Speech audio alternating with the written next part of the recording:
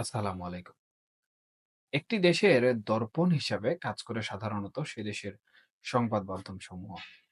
এখন সংবাদ মাধ্যম সমূহ প্রিন্ট মিডিয়া বা ইলেকট্রনিক মিডিয়া সেটি যদি কোনোভাবে তাদের যে স্বাধীনতা রয়েছে অথবা নিরপেক্ষতা রয়েছে সেটি যদি হস্তক্ষেপের শিকার হয়, সেক্ষেত্রে কিন্তু তাদের যে দর্পণের কাজকর্ম বা সমাজে যে প্রতিচ্ছবি তুলে ধরার কথা সেটিতে কিন্তু ব্যাঘাত ঘটে। এখন এই যে সংবাদ মাধ্যম বা গণমাধ্যমের নিরপেক্ষতা অথবা স্বাধীনতা, এই বিষয় নিয়ে কিন্তু বাংলাদেশে বেশ আলোচনা চলছে। এবং সংবাদ মাধ্যম কতটা নিরপেক্ষ বা বস্তুনিষ্ঠ সংবাদ প্রচার করছে অথবা গণমাধ্যম সমূহ কতটা স্বাধীনভাবে তাদের কর্মকাণ্ড পরিচালনা করতে পারছে এবং সমাজের মধ্যে তাদের যে দর্পণ স্বরূপ দায়িত্ব সেটি কতটুকু পালন করতে পারছে, এই বিষয় নিয়ে কিন্তু নানা দ্বিধাদ্বন্দ্ব চলমান রয়েছে।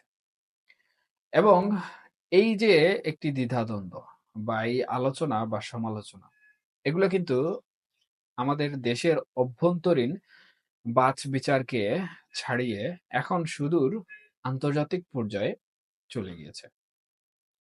এবং সংবাদ মাধ্যম বা গণমাধ্যমের উপর যদি কোনো সরকারি হস্তক্ষেপ অথবা কোনো ব্যক্তিগত হস্তক্ষেপ আন্তর্জাতিক পর্যায়ে আলোচিত হয়, তাহলে সেই দেশের ভাবমূর্তি যতটা না নষ্ট হয়, তার থেকে বেশি নষ্ট হয় সেই দেশের সংবাদ মাধ্যম সমূহের নিরাপত্তা, নিরপেক্ষতা এবং স্বাধীনতা।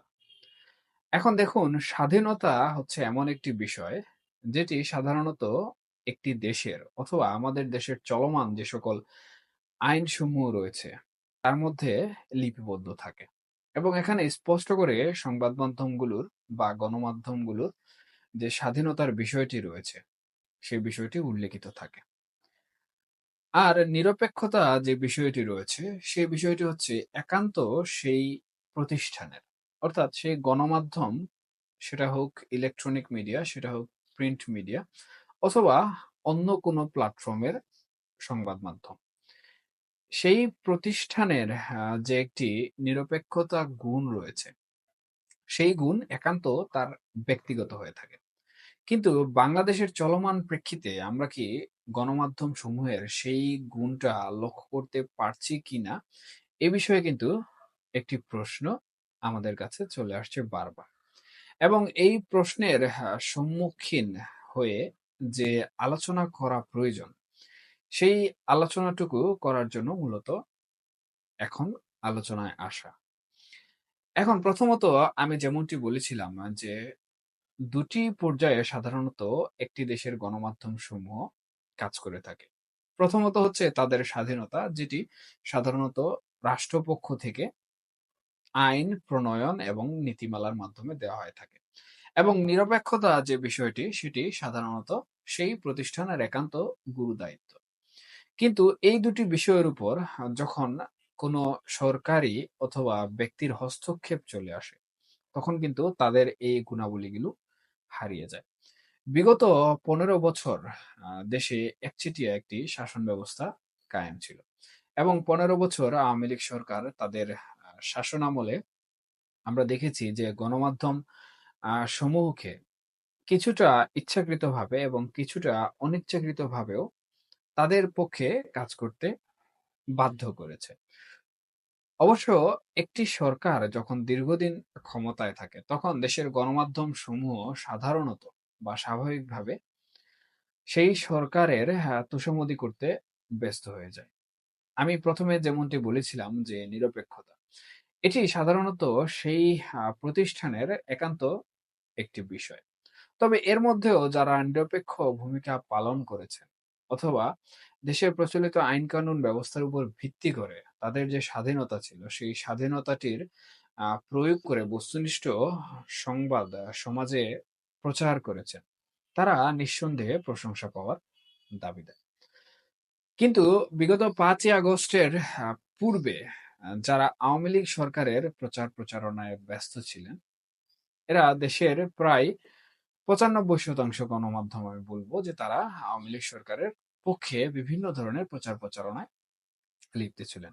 কিন্তু ৫ই আগস্ট যখন শেখ হাসিনা ক্ষমতাচ্যুত হন এবং তিনি দেশ ত্যাগ করেন, এর পরবর্তীতে কিন্তু আমরা দেখতে পাই যে মিডিয়া যারা রয়েছে অথবা আমাদের যে সকল গণমাধ্যম সমূহ রয়েছে তারা কিন্তু তাদের রূপরেখা বদলে বৈষম্য বিরোধী ছাত্র আন্দোলনের পক্ষে অবস্থান নেওয়া শুরু করে।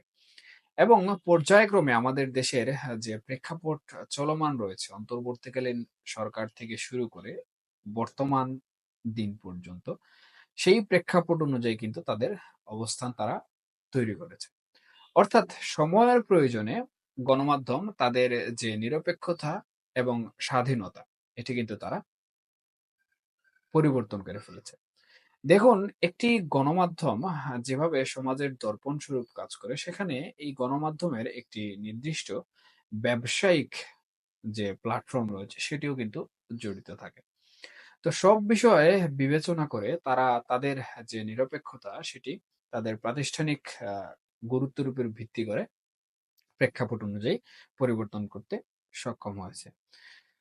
কিন্তু আমরা সম্প্রতি যেটি লক্ষ্য করছি সেটি হচ্ছে বিভিন্ন সমন্বয়ক বা অন্তর্বর্তীকালীন সরকার কর্তৃক কিছু সমন্বয়ক দ্বারা বেশ কিছু গণমাধ্যমের স্বাধীনতা হস্তক্ষেপ করার চেষ্টা করা হচ্ছে এবং এটি নিয়ে কিন্তু আন্তর্জাতিক যে গণমাধ্যম সমিতি রয়েছে সেখানে কিন্তু বেশ আলোচনা সমালোচনা জন্ম দিয়েছে। এবং এই আলোচনা সমালোচনা আমাদের দেশের গণমাধ্যমের নিরপেক্ষতা এবং আমাদের দেশের গণমাধ্যম সমূহের স্বাধীনতার উপর যে কটুভাবে প্রভাব ফেলছে তা কিন্তু আপনাকে আমাকে সহসাই স্বীকার করতে হবে। এবং এই যে একটি হস্তক্ষেপ, এই হস্তক্ষেপের বিষয়টি যদি চলমান থাকে তাহলে আমাদের দেশের যারা পেশাদার সাংবাদিক রয়েছেন, সংবাদকর্মী রয়েছেন অথবা আমাদের দেশের যে সকল গণমাধ্যম সমূহ এখন পর্যন্ত নিরপেক্ষভাবে তাদের দায়িত্ব পালন করছে, তারাও কিন্তু অনেকটা ভয়ভীতির মধ্যে পড়ে যায়। তবে একটি দেশের গণমাধ্যম সমূহকে সাধারণত নিরপেক্ষ রাখা এবং তাদের যে স্বাধীনতা, সেই স্বাধীনতাটি দেওয়ার জন্য আমি মনে করি চলমান যে রাষ্ট্রীয় কাঠামো যারা চালাচ্ছেন তাদের গুরুত্ব এখানে মুখ্য। তারা যেভাবে চাইবেন সেভাবে কিন্তু সেই দেশের গণমাধ্যম চলবে। এখন যদি অন্তর্বর্তীকালীন সরকার এবং বৈষম্য বিরোধী ছাত্র আন্দোলনের যারা ছাত্রনেতা রয়েছেন তারা যেভাবে সংস্কারের কথা বলছেন, সেই সংস্কারের উপর ভিত্তি করে যদি গণমাধ্যম সমূহের যে স্বাধীনতা রয়েছে এবং গণমাধ্যম সমূহের যে নিরপেক্ষতা রয়েছে সেটি যদি তারা সংস্কার করতে ব্যর্থ হন এবং নিজেরাই যদি সেখানে হস্তক্ষেপ করা শুরু করেন, তাহলে অন্তর্বর্তীকালীন সরকার অথবা বৈষম্য বিরোধী ছাত্র আন্দোলনের তথাকথিত যে সংস্কার শব্দটি সেখানে কিন্তু এখানে প্রশ্নবিদ্ধ হয়ে যাচ্ছে।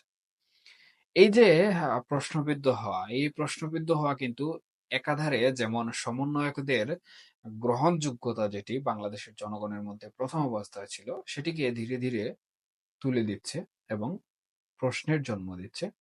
ঠিক একই সাথে সাথে অন্তর্বর্তীকালীন সরকারের উপরও কিন্তু নানামুখী চাপ এবং প্রশ্ন ছুড়ে দিচ্ছে। তবে আমি মনে করি এই যে গণমাধ্যম সমূহের স্বাধীনতা বা গণমাধ্যম সমূহের নিরপেক্ষতা, যদি নিরপেক্ষভাবে বস্তুনিষ্ঠ সংবাদ বা প্রচার প্রচারণা কোনো প্রকার হস্তক্ষেপ ছাড়া যদি সেই দেশের জনসাধারণের কাছে প্রচার করা হয়, তাহলে দেশের মানুষ সত্য যে বিষয়টি রয়েছে সেই সত্য বিষয়টি উপলব্ধি করতে পারে। এবং এই সত্য বিষয়টি জনগণ যত বেশি উপলব্ধি করতে পারবে ততই কিন্তু দেশের জনগণের মধ্যে যে সচেতনতা, রাজনৈতিকভাবে হোক, সামাজিকভাবে হোক অথবা অর্থনৈতিকভাবে হোক, সেটি কিন্তু অনেক বেশি প্রসারিত হবে। কিন্তু যদি এই গণমাধ্যম সমূহকে চেপে ধরা হয় বা তাদের স্বাধীনতা বিগত দিনে যেভাবে হরণ করা হয়েছিল সেভাবে যদি একইভাবে হরণ করা হয়, তাহলে বিগত দিনের প্রেক্ষাপটের সাথে বর্তমান দিনের প্রেক্ষাপটের কিন্তু অনেকাংশেই মিল চলে আসে। আর এই মিলের প্রভাবে কিন্তু তাদের যে গ্রহণযোগ্যতা হারানোর প্রেক্ষাপট তৈরি হয়েছে সেই একই প্রেক্ষাপট কিন্তু বাংলাদেশে আবারও তৈরি হয়ে যেতে পারে। কারণ বাংলাদেশ কিন্তু একাধারে বহুমাত্রিক দেশ এবং এখানে বিভিন্ন ধরনের মতবাদ, মতাদর্শ একই সাথে একটি বিষয় নিয়ে বিভিন্ন ধরনের আলোচনা সমালোচনার কিন্তু জন্ম হয়। তাই আমি নিরপেক্ষভাবে একটি জিনিস উপলব্ধি করেছি এবং সেই অনুযায়ী কিন্তু আজকের এই আলোচনাটুকু আমি করলাম। যার ফলাফলস্বরূপ আমি একটি জিনিস চাইবো এবং সেটি হচ্ছে আমাদের দেশের যে সকল গণমাধ্যম সমূহ রয়েছে, সে সকল গণমাধ্যম সমূহের নিরপেক্ষতার যে বিষয়টি রয়েছে সেটি একচেটিয়া না হয়ে যদি জনগণের জন্য হয় তাহলে বেশি মঙ্গলজনক হবে এবং গণমাধ্যম সমূহের উপর আমাদের দেশের প্রচলিত যে আইন কানুন লঘু রয়েছে, অর্থাৎ গণমাধ্যমের স্বাধীনতার যে বিষয়টি রয়েছে সেটি যেন সম্পূর্ণভাবে স্বাধীন থাকে এবং এই স্বাধীনতার মাধ্যমে তারা যেন স্বাধীন চিন্তা চেতনার মাধ্যমে এবং সুন্দর উপস্থাপনার মাধ্যমে, বাস্তব প্রতিফলনের মাধ্যমে সমাজের যে দর্পণের গুরুদায়িত্ব তারা পালন করছে সেটি যেন খুব সুন্দরভাবে পালন করতে পারে।